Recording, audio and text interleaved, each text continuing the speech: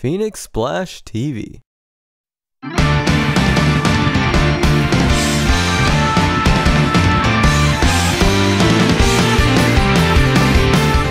For the first time on Musician Spotlight, we'll be covering a fictional musician. That's right, most people have heard of Hatsune Miku. She's basically a Disney star that never ages. While hated by most hardcore music fans, she is appreciated and loved by most J-pop and anime fans. Now I know that a lot of the people who watch my videos probably hate this character with a passion. What do old school Sega fans have in common with old school Japanese music fans? They hate Hatsune Miku. But what if I told you that the history of this fictional girl was pretty interesting, and that there does exist great music that is created with her singing?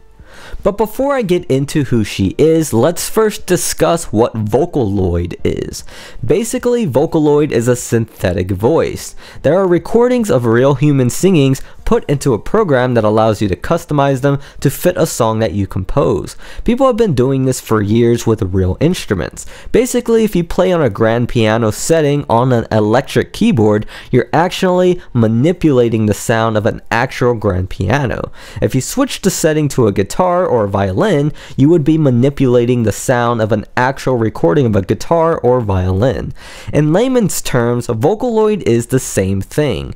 They've made a Vocaloid of Gak, and they've even made a customized one for Hide to finish Hide's unfinished song.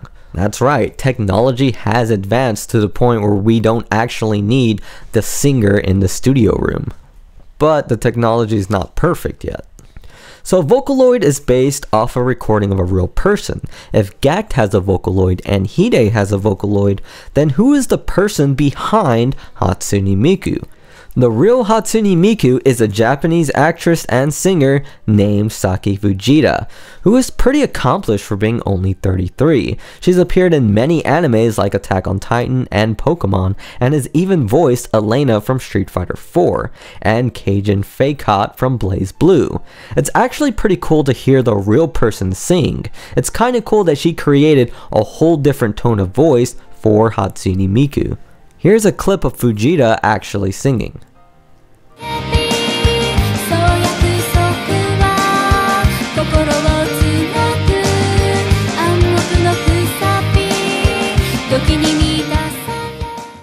Hatsune Miku was the first Vocaloid to be developed by Krypton Future Media, and was initially pitched as a diva from a future where all songs are lost. According to her biography, she is 16 years old and 5 foot 2 inches, 1 inch shorter than Kyo from Duran Grey, and weighs 93 pounds. Her comfortable vocal range is A3 to E5. Now let's face it, the whole concept of Hatsune Miku had quite a bit to overcome. The most common insult towards any pop star is the fact that they are fake and don't come across as authentic. And here is a pop star who was a synthesized voice. So in my opinion, Hatsune Miku needed a damn good song in order to make it. And in my opinion, she got one from the composer known as Supercell, titled The World Is Mine.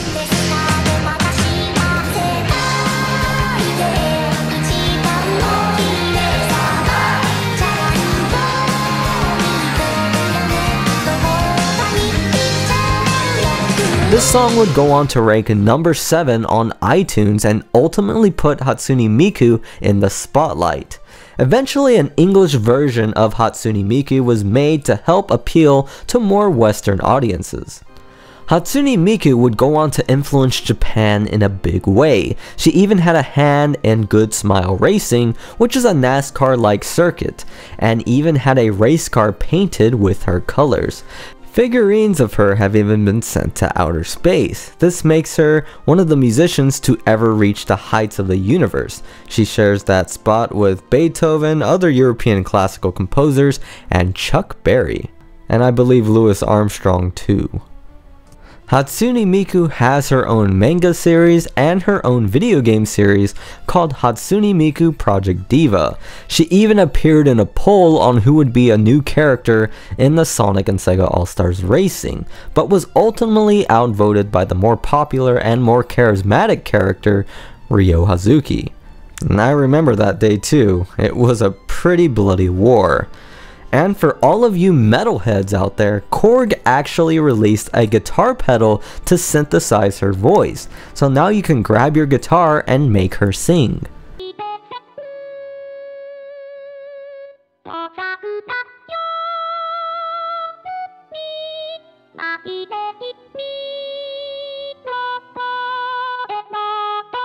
Now, as far as music goes, Hatsune Miku is a tool.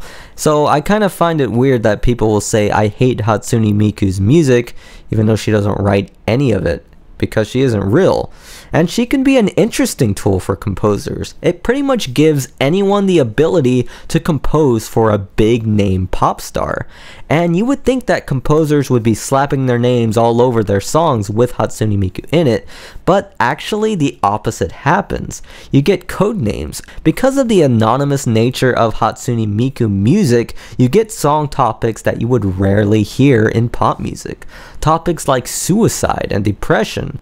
Here's a sample of Rolling Girl composed by Wawaka.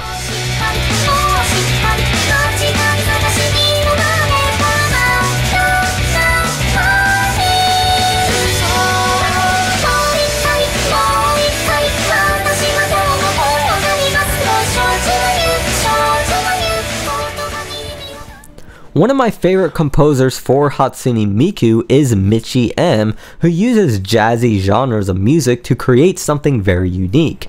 Here's a sample of Viva Happy.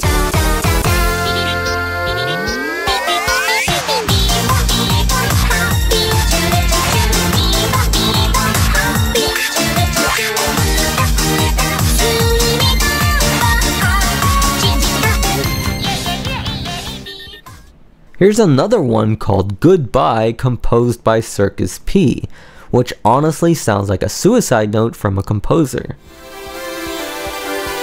I'll stop hoping, stop reaching, stop singing, stop breathing, stop. I'll stop. I'll stop moving, stop breathing, stop thinking, stop breathing, stop. Just stop. And as a composer myself, I really connected with this song.